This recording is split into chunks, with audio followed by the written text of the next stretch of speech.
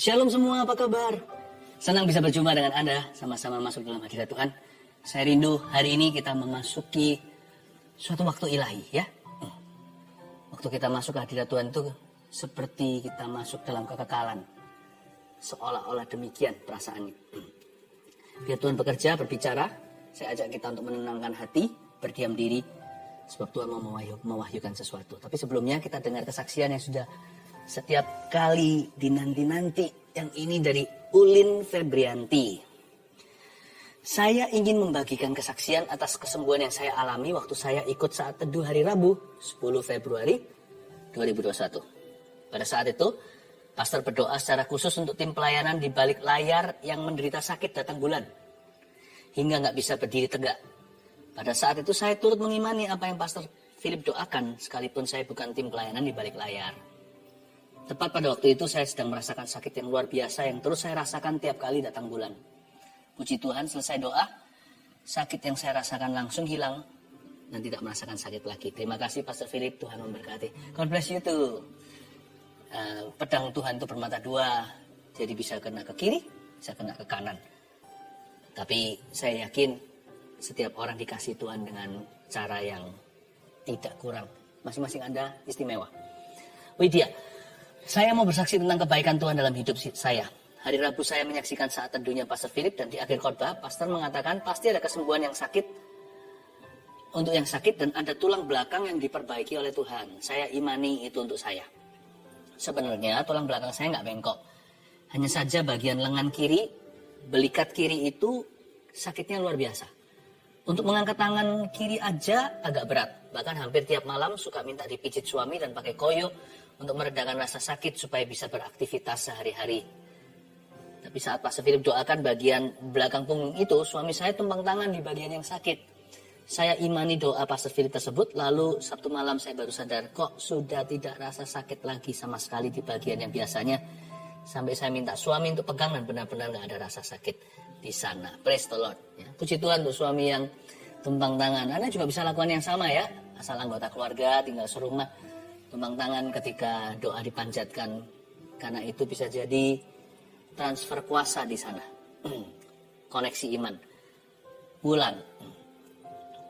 Saya ikut saat teduh kemarin, saat Pastor Philip berkata ada orang yang kedinginan, itu bukan COVID tapi infeksi tenggorokan. Dan ternyata itu adalah saya. Dalam 2 hari badan saya kedinginan amat sangat karena saya sariawan di mulut dan lidah. Saat Pastor berdoa, saya bilang saya sudah sembuh.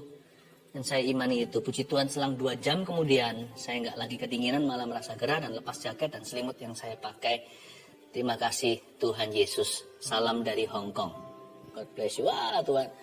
Orang-orang menyaksikannya dari berbagai tempat di mana-mana ya. Sebentar. Selang 2 jam kemudian. Iya. Oke. Sudah siap untuk masuk hadirat Tuhan bersama-sama? Kita memuji menyembah Tuhan. Ingat ya, bahwa pergumulan Anda, Tuhan kita itu selalu tepat waktu ketika menjamah kita. Allah kita itu segar.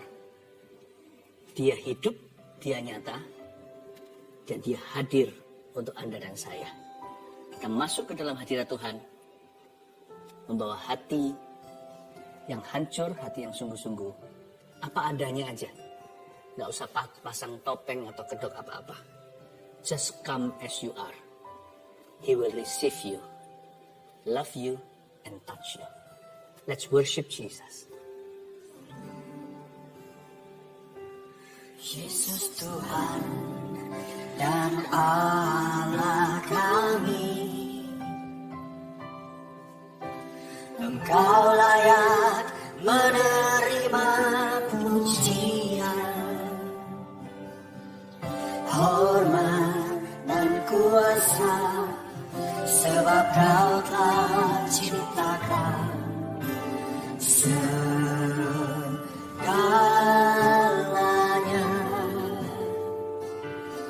Oleh karena kehendak-Mu,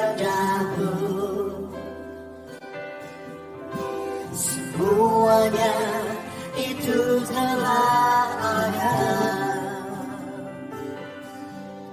dan diciptakan untuk kemuliaan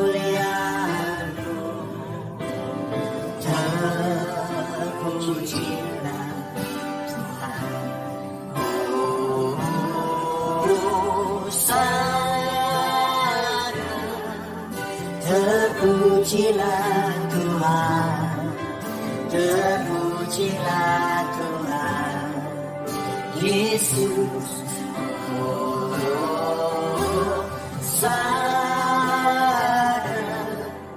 Terpujilah Tuhan, terpujilah Tuhan, Yesus. Kami bawa hati kami menyembah Tuhan. Yesus Tuhan dan Allah kami, Engkau layak menerima pujian,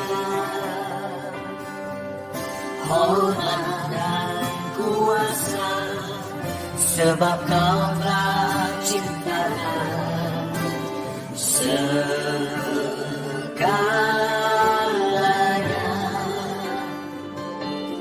Oleh karena kehendak-Mu, semuanya itu telah ada dan diciptakan untuk kemuliaan-Mu. Terpujilah Tuhan, Hosana. Terpujilah Tuhan, terpujilah Tuhan, Yesus. Hosana. Terpujilah Tuhan, terpujilah Tuhan, Yesus. Hosana. Terpujilah Tuhan, terpujilah Tuhan, Yesus. Hosana. Terpujilah Tuhan, terpujilah Tuhan, Yesus. Mari kita panggil nama Yesus Tuhan. Yesus Tuhan dan Allah kami, Engkau layak menerima pujian, hormat dan kuasa, sebab Kau telah ciptakan segalanya.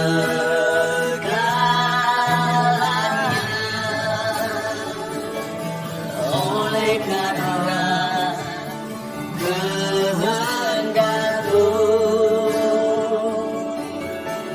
semuanya itu telah ada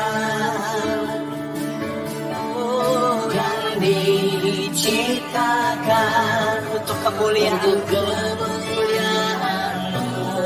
Terpujilah Tuhan, Hosana.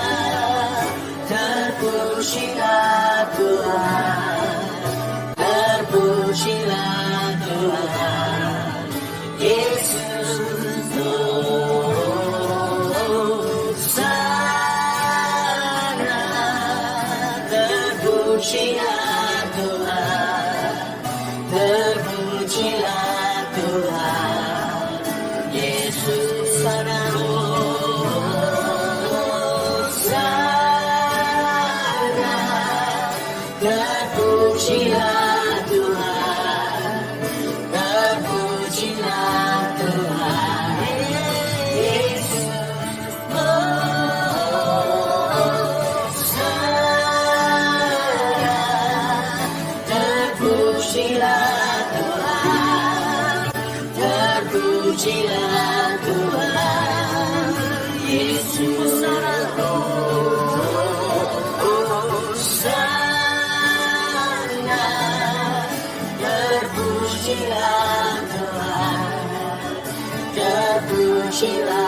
Tuhan Yesus.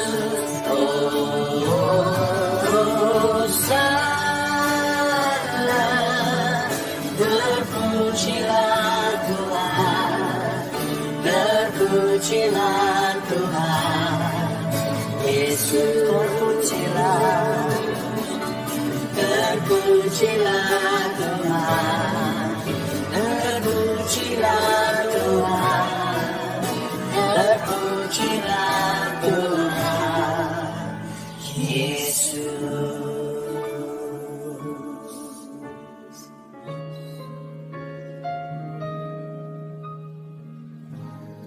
Pujilah aku Tuhan,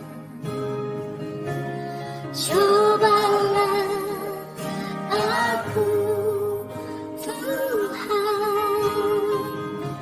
selidiki batinku dan hatiku, mataku tertuju padamu.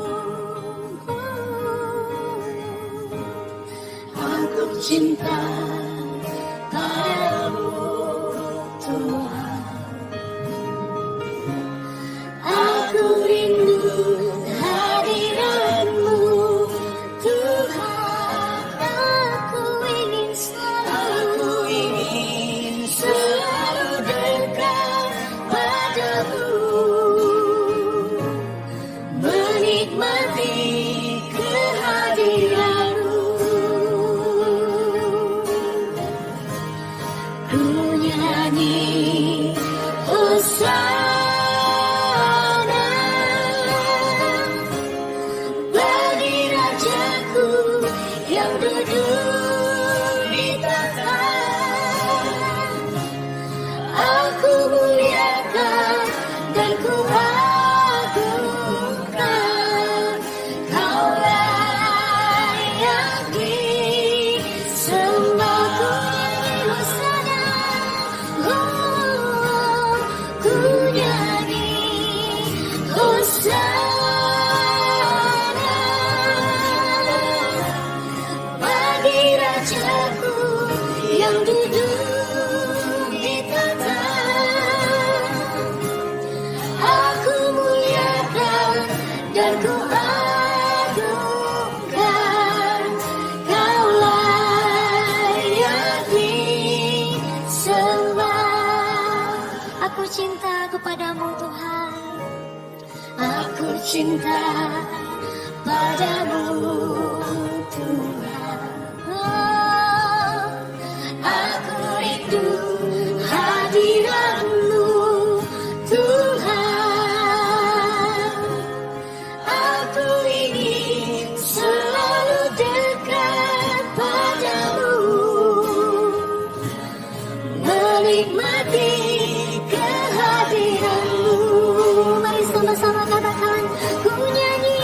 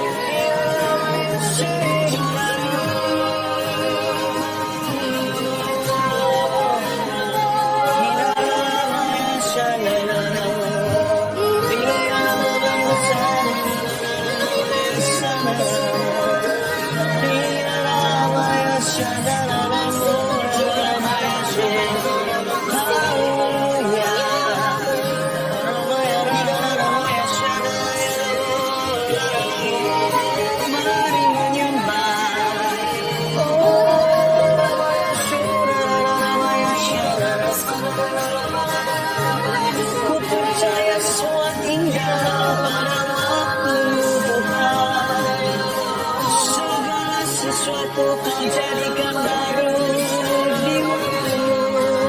Waraya sana. Kami sujud menyembah ke hadapan tatamu. Sujud memuji. Haleluya menyanyi bersama. Waraya sana. Haleluya.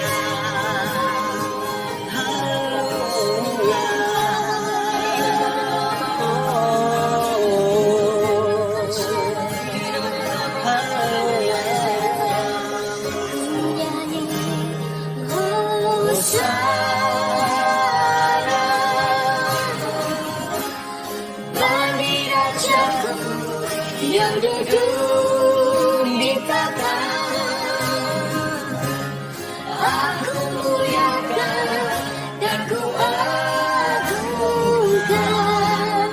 Kaulah yang disembah, kaulah yang disembah, kaulah yang disembah.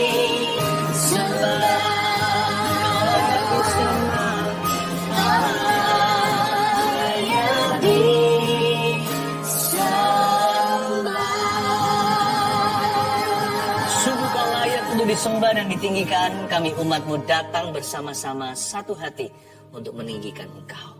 Biar Tuhan melakukan segala perkara dalam hidup kami sesuai dengan waktu-Mu, Tuhan Yesus. Kami mau tunduk, kami mau berserah. Kami percaya segala sesuatu indah pada waktunya. Sekalipun mungkin tidak seperti yang kami harapkan, tidak persis seperti waktu yang kami duga. Tapi kami percaya rencana Allah yang terbaik atas hidup kami. Hati kami berbunga-bunga dalam hadirat-Mu. Kami menerima firman-Mu. Sembunyikan hamba-hamba-Mu di balik salib. Dalam nama Yesus. Amin. Shalom semua sekali lagi. Yang baru bergabung juga ya. Mari kita siapkan hati, siapkan Alkitab kita dan catatan khotbah. Sambil menyiapkan, saya berikan pengumuman, yaitu Sabtu besok, tanggal 6 Maret 2021, pukul 1 waktu Indonesia bagian Barat, akan ada kebaktian kebangunan rohani online untuk anak-anak kecil. Diberi judul A Trip to Hell. Nah, kenapa judulnya begitu? Karena saya akan bahas dari firman Tuhan, penghakiman kekal tapi dalam bahasa anak-anak. Karena anak-anak perlu tahu mereka diselamatkan dari apa, supaya mereka mengenal juru selamat mereka. Ajak anak-anak Anda atau siapapun yang punya anak di sekeliling Anda, ayo kita dengarkan Injil. Dan saya yakin Tuhan akan bekerja memenuhi hati mereka dengan Kristus. Mari sekarang kita buka Alkitab kita. Beri judul khotbah saya hari ini, renungan singkat, Tuhan yang tepat waktu. Yes, Tuhan yang on time. Yaitu di Yohanes 11 ayat 1. Cerita tentang Lazarus dibangkitkan. Sekali lagi saya ingatkan, segala sesuatu itu hanya indah pada waktunya ya, bukan waktu kita. Nah, waktu Tuhan itu nggak tentu persis sama dengan waktu kita. Tapi kenapa Tuhan itu kadang-kadang kesannya agak telat datang dalam menjawab doa? Bukan begitu sih. Karena Tuhan yang Maha tahu. Kita ini tidak tahu segala sesuatu. Tuhan itu melihat ujungnya. Kita itu hanya dipenuhi dengan perasaan kebutuhan kita. Tapi Tuhan itu yang melihat garis besar. Tuhan yang melihat gambar besarnya. Bahkan Tuhan yang melihat kekekalan. Kalau kita mau ikut Tuhan, dan kalau kita mau berhasil dan berbuah lebat dalam kerajaannya, you and I, Anda dan saya, harus menaruh percaya pada Tuhan. Sekalipun belum melihat. Karena Tuhan kita nggak pernah terlambat. Tuhan yang tepat waktu, itulah ayat yang ke-1. Saya baca dulu ya. Ada seorang yang sedang sakit, namanya Lazarus. Ia tinggal di Betania, kampung Maria dan adiknya Marta. Ini adalah backdrop, latar belakang daripada cerita ini. Ada seorang yang sakit parah, karena kita tahu ujungnya dia meninggal dunia. Lazarus namanya. Nah, dia itu punya sisters, yaitu Maria, dan Maria punya adik namanya Marta. Jadi kita nggak tahu Lazarus ini anak tertua, anak cowok satu-satunya, atau anak yang paling kecil, dia si sulung atau si bungsu. Kita nggak tahu. Yang pasti yang kita tahu dari ayat ini adalah Maria itu cicinya. adiknya namanya Marta. Mereka 3 bersaudara. Lalu Lazarus meninggal dunia. Ayat 2. Maria ialah perempuan yang pernah meminyaki kaki Tuhan dengan minyak mur dan menyekanya dengan rambutnya. Interesting ya. Ini dia, ternyata Maria yang sama. Ada banyak Maria sih. Seperti di Indonesia contohnya ada banyak orang yang bernama Santoso. Nah, jadi ini Maria, nama yang cukup umum waktu itu. Jadi sekarang kita tahu ini Maria yang mana. Ini Maria yang meminyaki kaki Tuhan dengan minyak mur. Ini wanita Narwastu itu. Jadi mereka punya hubungan yang dekat sama Tuhan. Jadi sudah ada history sebelumnya, sudah ada sejarah. Sekali lagi untuk mengingatkan, ini family, siapa mereka di hati Yesus. Mereka itu sangat erat, sangat dekat. Nah, ayat 3, setelah musibah terjadi, apa yang mereka lakukan? Ayat 3, dan Lazarus yang sakit itu adalah saudaranya. Kedua perempuan itu, Maria dan Marta, mengirim kabar kepada Yesus. Tuhan, dia yang engkau kasihi, sakit. Wow. Kalau Anda baca di ayat 3 ini, seperti memberitahu kita esensi doa. Doa di level intimacy atau keintiman dengan Tuhan itu bukan meminta-minta. Jangan lupa, meminta juga perintah Yesus. Mintalah maka kamu akan mendapat. Jadi kita jangan sok-sokan. Kita jangan merasa terlalu rohani untuk meminta. Atau merasa diri terlalu dewasa. Kayak begitu nanti jauh dari Bapak kita. Kalau kita punya anak udah gede. Dia gak pernah mau minta sama ayahnya. Sekalipun dia udah kerja lebih sukses ceritanya. Kalau papanya traktir dia makan, dia gak pernah mau terima uangnya. Lama-lama papa itu akan rasa jauh dan ditolak. Jadi bagian dari hubungan adalah meminta. Meminta, mintalah maka akan diberikan kepadamu. Carilah, kamu akan mendapat. Ketuklah, pintu akan dibukakan. Jangan seperti seorang raja di perjanjian lama yang disuruh nabi atas perintah Tuhan. Mintalah tanda. Dia berkata, enggak masa saya mencobai Tuhan. Tuhan malah marah.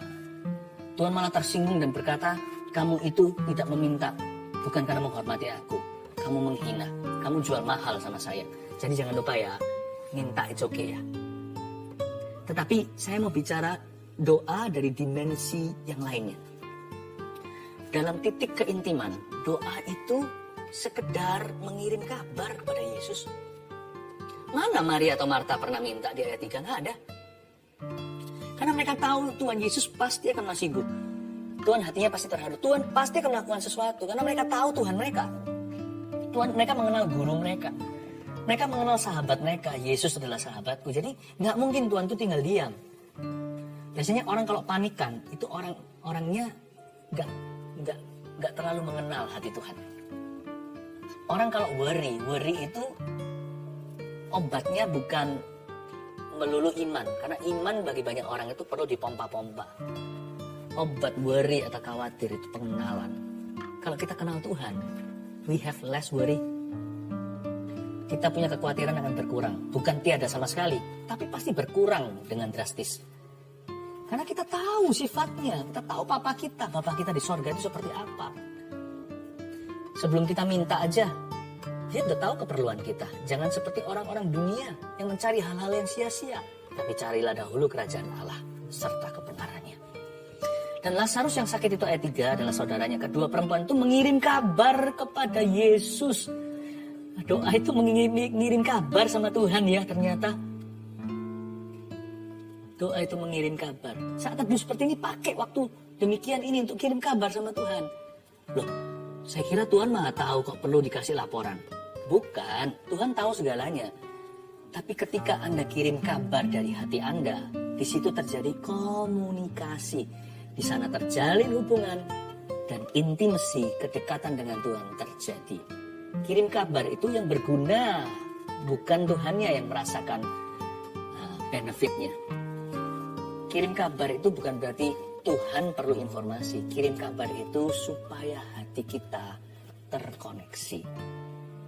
Jadi kalau sama Tuhan Yesus itu apa adanya aja. Laporkan segalanya baik dan buruknya. Jangan sembunyikan sesuatu. Waktu masuk hadirat Allah itu buka lebar-lebar hati. Kita telanjang di mata Tuhan kok.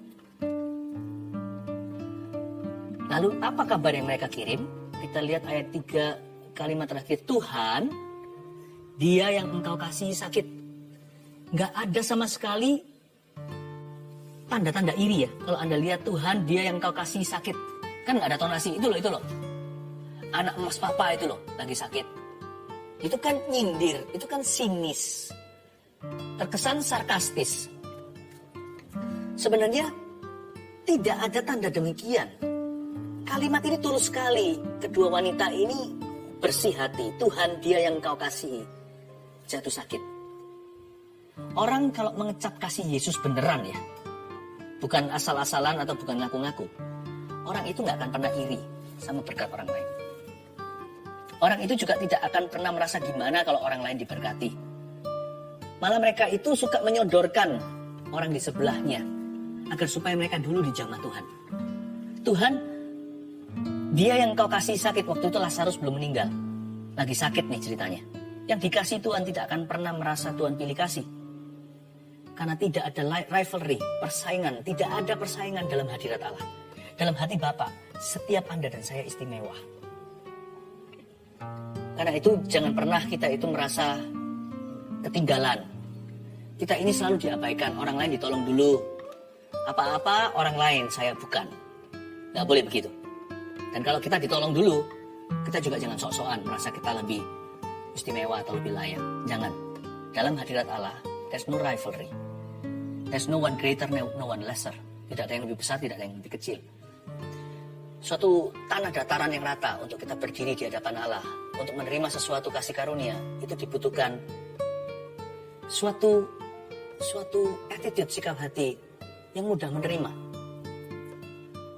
Ayat 4, ketika Yesus mendengar kabar itu, ia berkata, ini Yesus sudah dengar kabar yang menakutkan, dia sakit parah. Penyakit itu, Yesus ngomong begini, penyakit itu tidak akan membawa kematian, tetapi akan menyatakan kemuliaan Allah. Sebab oleh penyakit itu, anak Allah akan dimuliakan. Sekali lagi, kalimat Yesus ya, saya ulangi. Ketika Yesus dengar kabar itu, ia berkata begini, penyakitnya Lazarus nggak akan membawa kematian, tetapi akan menyatakan kemuliaan Allah. Sebab oleh penyakit itu, anak Allah akan dimuliakan. Tunggu. Perkataan Yesus nggak terjadi kan? Sebentar lagi ternyata Lazarus mati. Bukan, sebenarnya mereka bicara tentang dua hal yang berbeda. Yesus berkata penyakit ini tidak akan membawa kematian, bukan berarti Lazarus nggak akan mati. Buktinya dia mati. Kadang-kadang kalau kita memahami firman itu dari sisi kita, lalu kita salah paham sama Tuhan. Padahal Tuhan itu gaya bahasanya beda. Waktumu bukan waktuku, jalanmu bukan jalanku. Setinggi langit dari bumi, setinggi itu jalanku daripada jalanmu. Karena itu jangan terlebih dahulu kalau datang ke Tuhan itu kita ngoceh melulu. Kalau datang ke Tuhan itu lebih banyak mendengar. Persembahkan tubuh kita sebagai senjata. Kita ini punya dua kuping, satu mulut. Kita punya sepasang telinga. Dengarkan dulu maksud Tuhan. Pahami bahwa Tuhan kita itu tepat janji, tapi dia juga tepat waktu. Hanya jangan sampai Tuhan bicara A, kita bicara B. Kita nggak ketemu. Karena kita tidak berada di... Kita membicarakan dua hal yang berbeda. Dua hal yang nggak sama. Pernah nggak lihat dua orang saling berbicara? Yang satu ngomong A, yang satu ngomong B, itu mereka bicara hal-hal yang lain itu. Mungkin waktu itu sedang berada di sebuah pesta lagi bising, jadi mereka nggak bisa mendengarkan dengan baik lawan bicara mereka. Jangan sampai sama Tuhan kita bising hati, sampai-sampai kita luput maksud ilahi. Kita nggak mengerti apa maksudnya. Sebenarnya Tuhan tidak berbohong. Penyakit itu tidak akan membawa kematian. Itu sungguhan. Tuhan yang benar, kita yang salah. Udah gitu deh.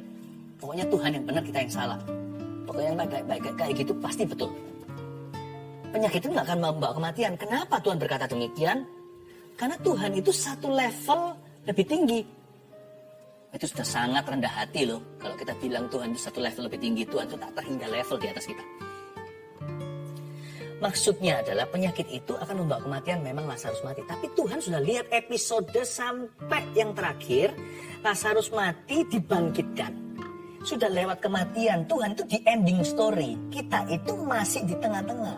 Waktu kita baca ayat ini, kalau orang-orang yang sangat-sangat skeptis, dia berkata, wong buktinya mati. Karena kita itu pikirannya satu, orang namanya manusia itu cenderung perhatikan yang negatif. Selalu lihat lubang pada donatnya. Karena itu kita berkata wong buktinya mati atau meninggal dunia. Tapi Tuhan sudah di ending story. Di ujung daripada episode itu sudah terjadi kebangkitan. Do you know this? Jesus sees the ending of everything. Tuhan kita itu melihat akhir segala sesuatu sebelum segala sesuatu dimulai. Karena itu dia disebut Maha Tahu. Makanya itu kita nggak boleh sok tahu. Jikalau tidak sesuai dengan waktu kita, bukan berarti Tuhan tidak tepat waktu. Buktinya Tuhan telah datang nih, saya kasih bocoran. 4 hari kemudian baru muncul di kuburan. Tapi sekalipun dia 4 day late, dia 4 hari telat, tetapi dalam rancangan Bapaknya, Tuhan justru yang tepat waktu. Murid-murid, Maria Marta dan semua orang Yahudi di sekelilingnya, mereka yang terlalu dini, mereka yang terlalu tergesa-gesa, mereka yang lekas kecewa dan putus asa. Apa yang kita kira waktunya, mungkin kita terburu-buru. Tunggu dulu. Kalau Tuhan belum bekerja, bukan berarti Tuhan mati. Kalau Tuhan tidak menjawab doa, bukan berarti dia tuli. Apa yang Anda katakan on time mungkin too early. Atau bahkan yang Anda katakan too late. Tuhan berkata, this is the time. Ini justru waktunya ketika kau berkata, sudah terlambat. Penyakit itu tidak akan membawa kematian. Tuhan nggak bahas episode sekian. Tuhan langsung ke klimaksnya. Tahu nggak?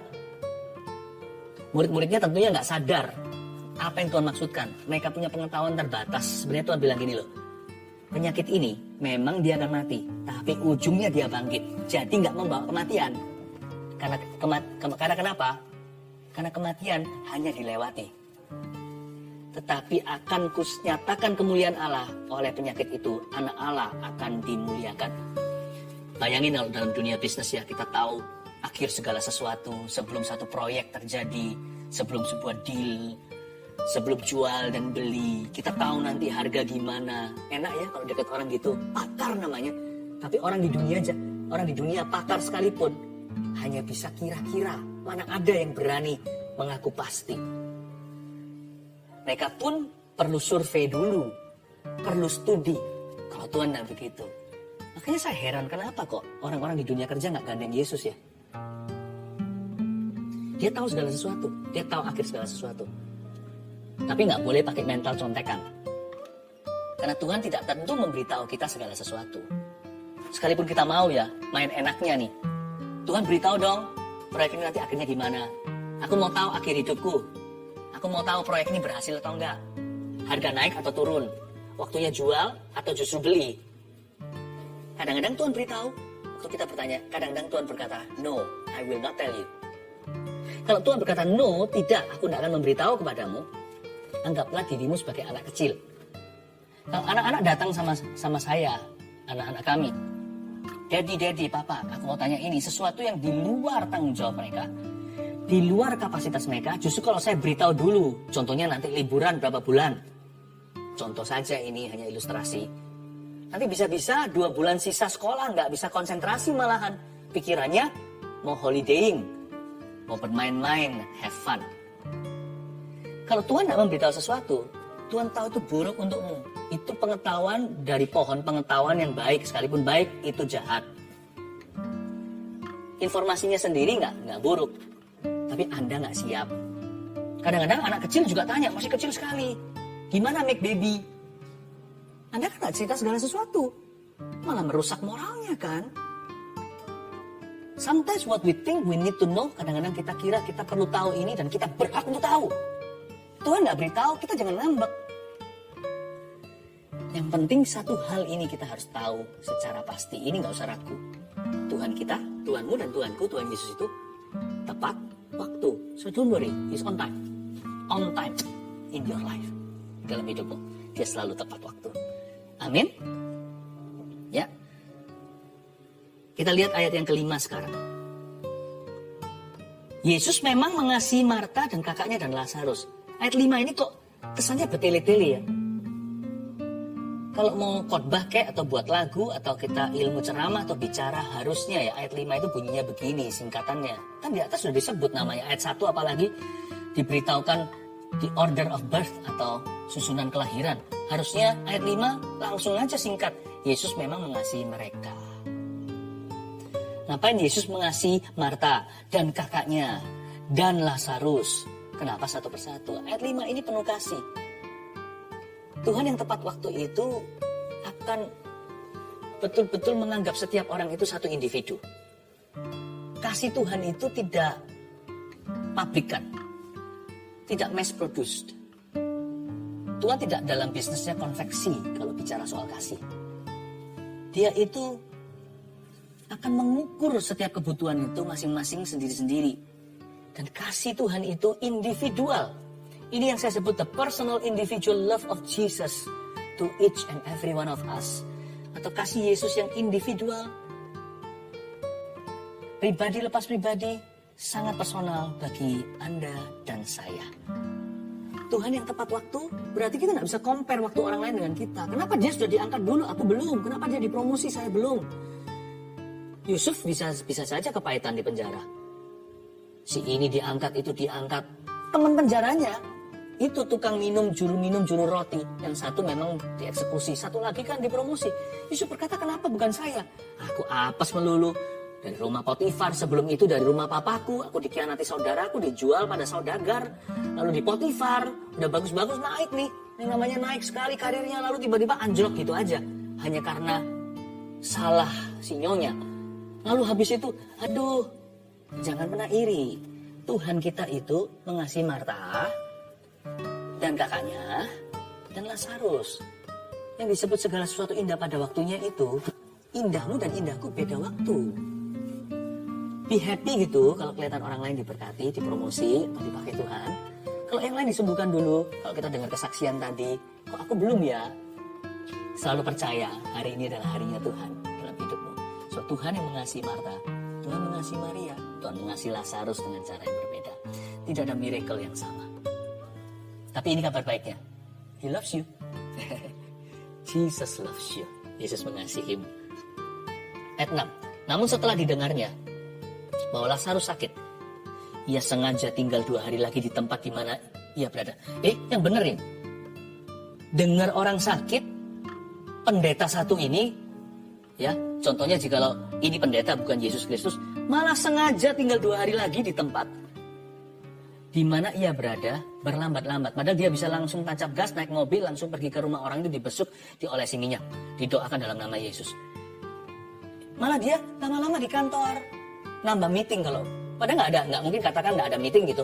Dia malah di kantor, nggak ngapa-ngapain. Atau kalau liburan, nggak pulang-pulang, padahal ada anggota keluarga yang sakit parah. Ini bisa dikecam ini. Tapi sebenarnya Allah kita itu tidak bisa dipahami dan diselami hikmatnya. Tapi paling tidak kita bisa meraba-raba. Saya bantu untuk meraba ya. Saya bantu kita untuk menemukan remah-remahnya di sini. Mungkin kita nggak ngerti cara berpikiran Tuhan secara daulat. Karena bukan up to us, bukan tergantung kita untuk bisa menyelidiki Tuhan. Tapi satu hal saya beritahu dari pengetahuan. Ada superstisi atau tradisi Yahudi yang bunyinya begini. Ketika seseorang mati, rohnya dia itu akan tinggal 3 hari di dekat tubuhnya. Mungkin bisa lihat orang sekelilingnya. Lalu setelah itu dia lihat kalau dia mencoba untuk masuk ke badannya sendiri lagi, kalau nggak bisa. Setelah 3 hari udah pucat semua, udah mati nih, udah putih, udah berubah warna, udah busuk lagi. Maka roh itu akan forever pergi. Dia pergi selamanya ke akhirat ceritanya. Ke surga atau ke neraka. Orang Yahudi percaya begitu. Ini bukan kata firman Allah ya. Catat baik-baik, tadi itu adalah tradisi atau superstisi. Saya hanya memberitahu Anda informasi. Jadi Tuhan Yesus tahu kondisi itu, supaya dari keadaan dan kejadian ini anak Allah dimuliakan. Tuhan Yesus memaksimalkan waktu. Dia sengaja tinggal 2 hari bukan karena tidak peduli, karena dia tahu ada penyembahan berhala dalam pikiran manusia. Ada perkara-perkara lebih mematikan daripada meninggal dunia. Dan Tuhan mau cabut itu ketika Lazarus bangkit. He knows which miracles you need the most. Dia tahu mujizat yang paling Anda butuhkan itu apa. Kita aja nggak ngerti, karena kita ini kalau sakit ya kita mau bebas dari sakit. Kalau kita sedih kita mau bebas dari sedih. Tapi Tuhan yang mengerti jangka panjangnya. Because Jesus sees the end of everything, karena Tuhan Yesus melihat akhir daripada segala perkara. Nah, Tuhan yang tepat waktu itu nggak tentu tepat dengan pikiran kita. Tapi orang yang mengenal Tuhan tidak akan kecele akhirnya. Saya ajak Anda untuk mengenal Tuhan dengan firman yang saya bagikan. Ayat 7, tetapi sesudah itu ia berkata kepada murid-muridnya, mari kita kembali lagi ke Yudea. Yesus bilang, ayo balik ke Yudea. Murid-murid itu berkata kepadanya, Rabi, baru-baru ini orang-orang Yahudi mencoba melempari engkau. Masih maukah engkau kembali ke sana? Betul sekali sih. Make sense, masuk akal. Murid-muridnya ini berkata, Guru, masa mau kembali ke Yudea? Yudea itu di sebelah selatan Israel. Di daerah yang paling religius. Di situ nanti sebuah kota namanya Yerusalem, Yesus disalibkan. Baru masuk dielulukan sebagai raja, langsung dipaku. Langsung difitnah, langsung dikeroyok sama massa. Jadi memang ganas ya. Nah, roh agamawi itu mengerikan. Jikalau bukan tidak dikendalikan, jikalau bukan karena roh Tuhan itu kedagingan. Nah, murid-muridnya berkata sama dia, masa masih mau kembali ke situ? You know, Yehuda, di sini Yudea maksudnya, adalah tempat yang sangat bahaya bagi Yesus waktu itu. So that was a very bad timing. Adalah waktu yang sangat buruk untuk Yesus kembali ke sana. Anda akan sangat terkejut sekali ironisnya di sini, plot twist. Justru yang Anda dan saya kira, ini timingnya buruk. This is bad timing. Bisa-bisa justru Allah bekerja loh. Anda berkata ini adalah timing yang buruk sekali untuk saya memulai pekerjaan baru. Jangan gegabah ya, semua itu harus dibawa dalam doa. Tapi bisa jadi kalau Tuhan berfirman, justru Anda dapat ikan 153. Ketika semalam-malaman tidak dapat apa-apa, plankton aja, cacing aja nggak makan jalamu. Justru mungkin waktu itu 153 artinya akulah Allah. Itu angka simbolis Hebrew atau Ibrani. Justru Tuhan menyatakan kemuliaannya ketika Anda berkata, the timing is bad. Semalaman aku mancing. Justru malam itu yang bagus, ikan-ikan gak curiga. Siang-siang bolong begini kelihatan kita punya refleksi, kelihatan kita punya bayangan di air. Tuhan suruh kita lemparkan jala. Sebelah mana lagi? Disuruh lemparkan di sebelah kanan lagi. Kami semua sebagian besar bukan orang kidal. Kalau lempar kanan jalannya, berarti saya harus tarik dari kiri. Berarti pangkal daripada kekuatan saya adalah kidal. Saya ini orang berkekuatan tangan kanan. Tuhan, semua rumus kau langgar. Tapi Tuhan berkata, I'm going to Judah. Saya akan pergi ke Yudea. I will go to Judea. Aku akan ke sana. Murid-murid berkata, bad timing. Nggak baik ini waktunya untuk bersaksi. Cari makan aja, susah. Jangan-jangan justru Anda akan memenangkan banyak jiwa. Mana bisa hidup kudus kayak begini? Mana bisa bangun kerohanian? Suruh saat teduh doa lagi. Pusing, khawatir. Dengan khawatir tambah sasta emangnya. Bukannya justru lebih berguna kita duduk diam di kaki Tuhan seperti Maria. Rabi, maukah engkau kembali ke sana? Jawab Yesus ayat 9. Bukankah ada 12 jam dalam satu hari? Siapa yang berjalan pada siang hari, kakinya tidak terantuk karena ia melihat terang dunia ini. Tetapi jikalau seorang berjalan pada malam hari, kakinya terantuk karena terang tidak ada di dalam dirinya. Ayat 9 ini nggak salah tulis ya. Bukankah 12 jam dalam satu hari? Ini maksudnya daytime, AM. Ini siang, pagi siang. Sampai sore lah. Malam sampai subuh itu 12 jam lagi, jadi 24 jam seharian. Jadi 12 jam waktu siang. Kalau mau kerja itu siang hari. Malam sudah remang. Selama diberi kesempatan, bekerjalah. Jangan beralasan. Karena Tuhan Yesus berkata, malam akan tiba. Siapa yang berjalan pada siang hari, kakinya nggak akan terantuk karena ia melihat terang dunia ini. Tapi kalau seorang berjalan waktu malam, kakinya terantuk karena terang tidak ada dalam dirinya. 12 hours in the day. Ada 12 jam dalam satu hari. Secara profetik, artinya catat 1 dan 2 poin sederhana. Untuk Anda bawa langsung masuk ke hatimu. Jadi prinsip hidupmu.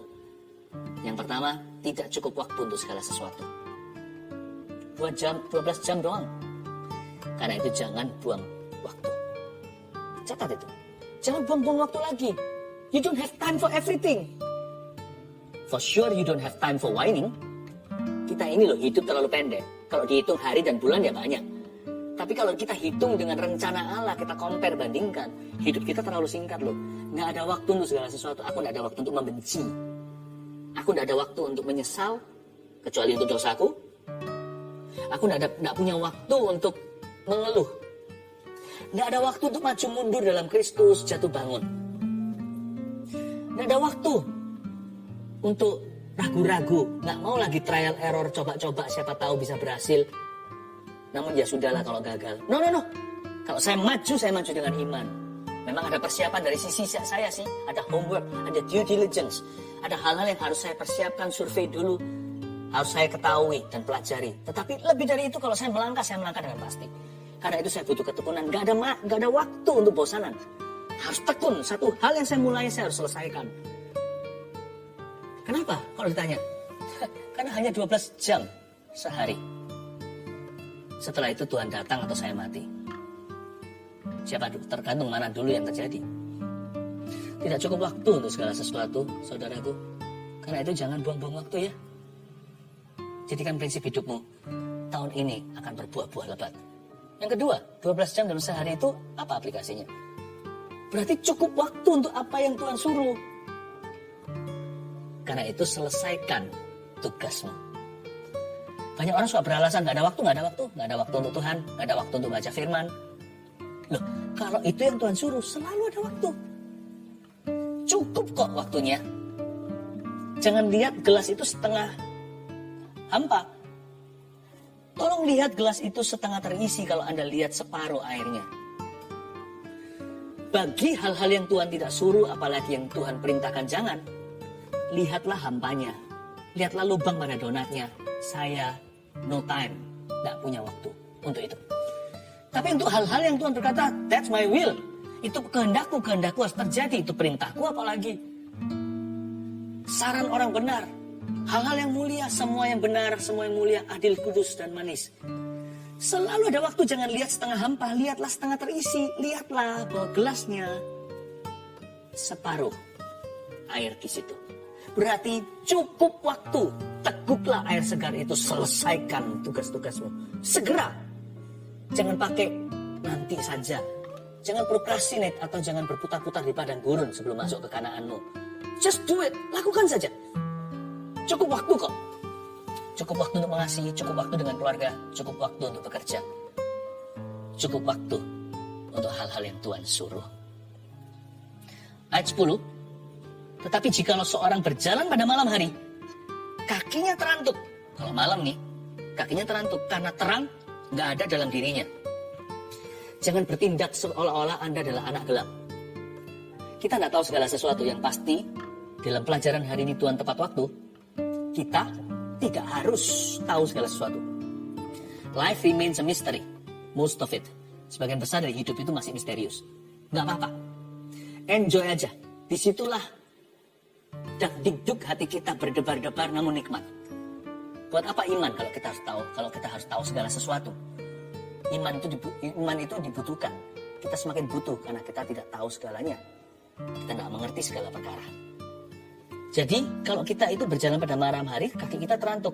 Terang nggak ada di dalam diri kita. Beginilah, simpel aja. Asal kita itu hidup dalam kehendak Allah. Jangan takut-takutan untuk ambil keputusan. Asal kita hidup dalam kehendaknya, lakukan saja. Sekalipun Anda tidak mengerti segala perkara dan tahu segala sesuatu, just do it, lakukan saja. Apa yang Anda ketahui sebagai kehendak Allah. Berjalanlah dalam framework, yaitu kehendak Tuhan yang Anda kenali. Dan berani untuk eksplorasi, berani ambil keputusan. Karena Tuhan beserta hidupmu. Karena Tuhan menyertai hidupmu. Tidak tentu Tuhan menyertai keputusanmu. Kadang-kadang keputusan kita itu salah. Tapi kalau hidup Anda sudah disertai, keputusan itu akan Tuhan benarkan. Karena tidak mungkin fatal salahnya. Karena kita tahu kehendak Tuhan. Kita sudah berada di dalam frame atau dalam boundary, batasan-batasan kehendak Tuhan yang menjaga kita. Jangan jadi orang yang takut-takutan untuk melangkah. Apalagi kalau Anda tahu Anda hidup dalam kehendak Allah. Jika Anda tahu hidup Anda dalam poros kehendaknya, maksud saya tidak tahu apakah saya lakukan ini hari ini itu persis seperti yang Tuhan inginkan. Tapi kalau saya tahu itu tidak melanggar firman, dan ini adalah kebijakan yang harus saya buat hari ini, saya mending buat keputusan daripada tidak membuat keputusan sama sekali. Sambil saya serahkan ke Tuhan, manusia memikirkan jalannya, biar Tuhan yang menentukan langkahnya. Saya yakin orang yang berjalan demikian tidak akan terantuk pada batu di tempat yang remang maupun gelap. Kembali lagi kepada prinsip hidup tadi yang saya berikan. Kita tidak cukup waktu untuk segala sesuatu. Karena itu jangan buang waktu. Yang kedua, cukup waktu untuk apa yang Tuhan suruh. Karena itu selesaikan tugas kita dengan segera. Jadikan itu prinsip hidupmu. Dan ingat, sambil Anda menantikan janji Tuhan digenapi, our God is never late. Tuhan kita selalu tepat waktu. Saya akan lanjutkan pengajaran ini nanti hari Sabtu depan ini. Jadi Anda yang dengarkan teaching hari ini, jangan tutup Alkitabmu istilahnya. Nanti next ketemu sama saya, langsung saya lanjutkan. Dan kita akan masuk lebih dalam lagi. Dan saya merasakan seperti ada mimpi-mimpi masa lalu yang sudah Anda kuburkan. Nanti hari Sabtu akan Tuhan bangkitkan. Dan Tuhan akan mulai genapi dalam hidupmu. Tuhan masih punya waktu untukmu hari ini. He's not finished with you. It's not over with you. Dia belum selesai dengan Anda. Mari kita hargai waktunya. Tuhan, ajarku menghargai waktumu. Ajarku berdiam diri di hadapan hadiratmu, menantikan pertolongan, kelepasan, damai sejahtera-Mu.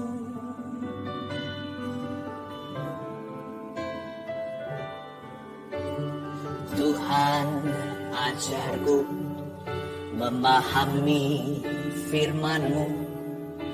Ajarku mengucap syukur dalam segala perkara, memuji-Mu, menyembah-Mu, memasyurkan keagungan cinta-Mu.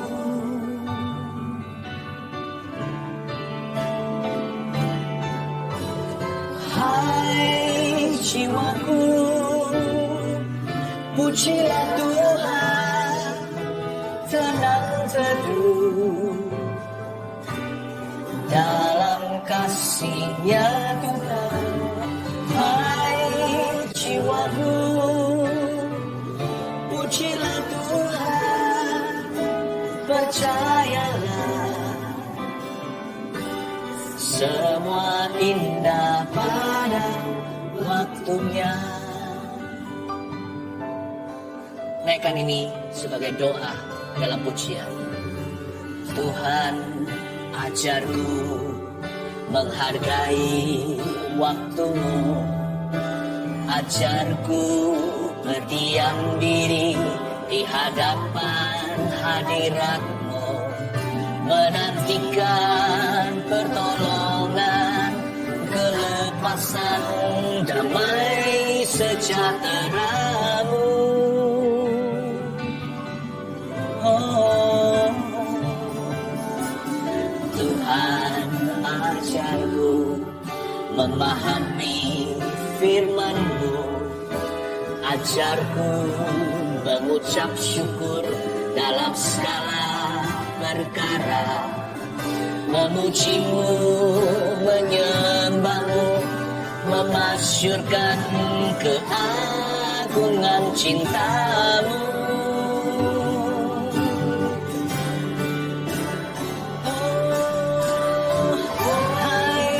Jiwaku,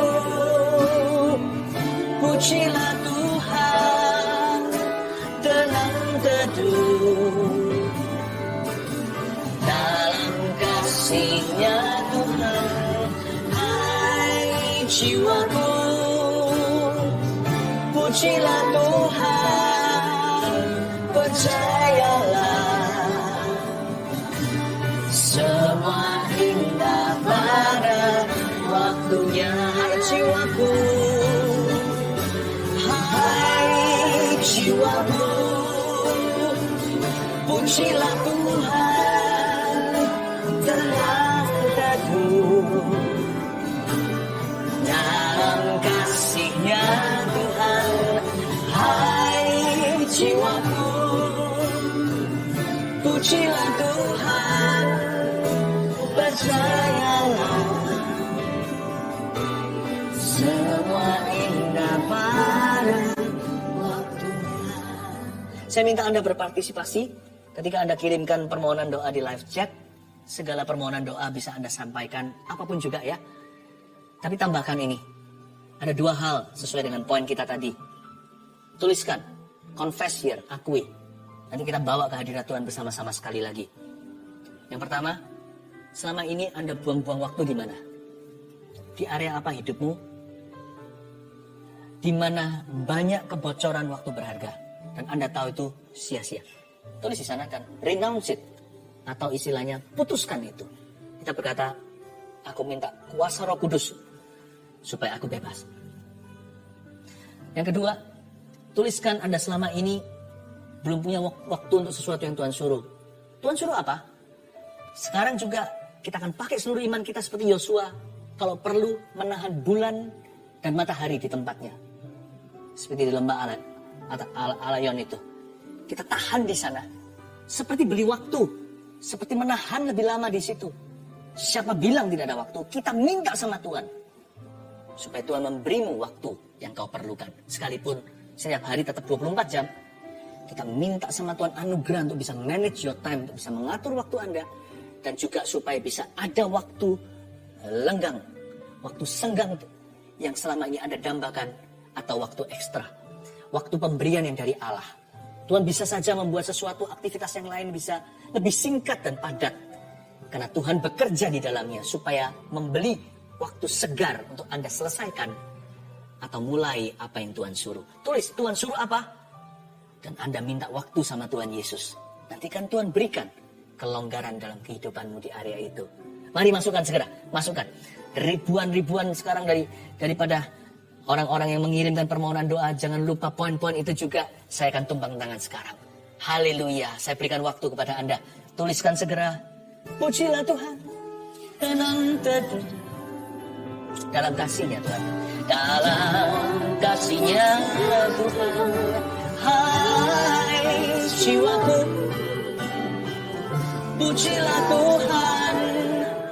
Percayalah. Semua indah pada waktunya. Semua indah pada waktunya. Semua indah pada waktunya. Semua indah pada waktunya. Ulurkan tangan. Gak apa-apa kalau belum selesai untuk memasukkan dalam permohonan di live chat. Terus nanti terbuka. Dan kami akan terus doakan. Mari ulurkan tangan ke depan. Saya tumpang tangan ke gadget ini. Tuhan, hamba minta satu hal dulu sebelum mendoakan kebutuhan-kebutuhan. Beli waktu Tuhan. Izinkan iman kami seperti Yosua yang menahan matahari dan bulan. Bukan menambah 24 jam seharian. Tapi menambah anugerah untuk sebuah kelonggaran. Agar waktu untuk apa yang Tuhan suruh. Bagi seluruh keluarga jemaat saat teduh. Tuhan berikan sejak hari ini. Terjadi sebuah pergeseran ilahi dalam kehidupan mereka. Sehingga apa yang Tuhan suruhkan terjadi. Dan selama ini di area mereka buang waktu sia-sia. Di situ ditutup rapat-rapat oleh Roh Kudus. Terima kasih Yesus. Dan berkati setiap kebutuhan yang ada. Terutama yang sakit Tuhan sembuhkan. Dan mereka yang selama ini belum pernah menerima Yesus dalam hatinya. Waktunya telah tiba. Jangan main-main dengan ini. Sekaranglah saatnya untuk menerima Yesus sebagai Tuhan dan Juru Selamatmu secara pribadi. Dalam nama Yesus. Amin. Letakkan tangannya. Seorang yang bernama Honggo, Roh Kudus katakan, besok Anda akan bepergian, setir sendiri keluar kota untuk urusan kerjaan. Saya rasakan Anda mesti cek ban belakang Anda. Karena Tuhan memberi Anda keselamatan dalam perjalanan. Honggo namanya. Oh haleluya. Skin condition. Sebuah kondisi skin atau kulit yang berada di pangkal paha. Cukup memalukan. Kalau Anda swimmer mungkin Anda nggak akan berani pakai pakaian renang. Dan itu mulai merambat kemana-mana. Anehnya sampai-sampai Anda juga sakit di bagian punggung Anda. apakah itu ada hubungan atau tidak. Tapi I rebuke that sickness, aku patahkan di dalam nama Yesus, aku kutuki sakit penyakit itu. Pergi di dalam nama Yesus Kristus. Tuhan sembuhkan Anda sekarang. Tuhan sembuhkan Anda sekarang. Katarak, Roh Kudus katakan yang akan operasi nggak akan jadi. Masih abu-abu gitu tapi Anda mulai lihat terang. Dan percaya dalam nama Yesus, kalau Tuhan membuat Anda melihat, Tuhan juga akan perbaiki kelopaknya. Warnanya pun akan kembali normal. Tetapi sekarang Anda melihat dengan jelas. Di dalam nama Yesus sekarang Anda, saya bisa melihat seorang yang lagi lihat ke jam dindingnya dan dia bisa lihat jarumnya dengan jelas sekarang. Orang yang kena katarak itu. Dan Anda mulai lihat sana sini kok jadi jelas. Ini bukan kebetulan. In Jesus name you are healed. Nah, berdoa supaya warna itu juga kembali warna indah matamu. Tidak jadi operasi. Haleluya. Tuhan sangat-sangat mengasihi kita semuanya. Tuhan tepat waktu. Jangan ditutup tuh Alkitab. Karena nanti next, saya lanjutkan hari Sabtu langsung mengajar dari perikop yang sama, hanya lebih dalam dari hari ini. Setelah doa berkat sebentar lagi, saya ajak Anda nyanyi satu lagu. Nah, nanti saya gitari sendiri. Everything is beautiful in His time. In His time, He makes all things beautiful. Ikut nyanyi ya, nanti ya, sebentar lagi. Kita terima doa berkat dulu. Mari kita angkat tangan sama-sama. Berkat dari Allah Bapa, Putra, dan Roh Kudus menyertai seluruh jemaat sekalian yang dikasihi oleh Tuhan. Tuhanmu tepat waktu. So don't worry, be happy. Jesus loves you. Dalam nama Yesus. Amin. Yes. Haleluya.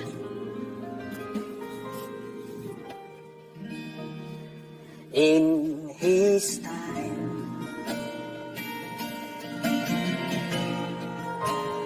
In His time.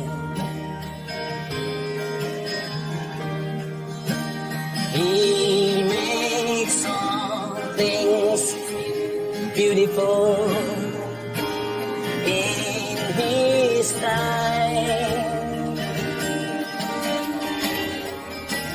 Lord, please show me every day as You're teaching me Your way.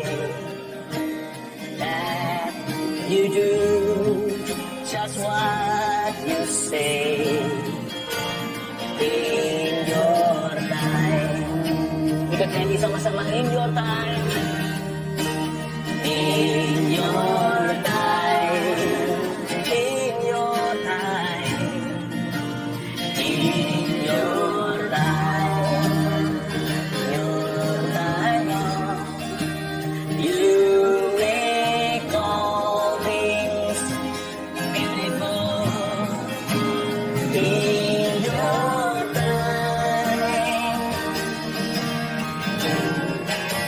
Lord, my life to You I bring. May each song I have to sing be to You a lovely day. In Your time, Lord, my life to You I bring. Lord, my life to You I bring.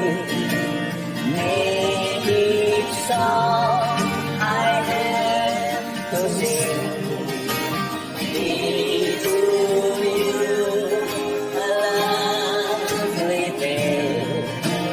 In Your time, be to You a lovely day. Be to You a lovely day. In Your time, be to You a lovely day.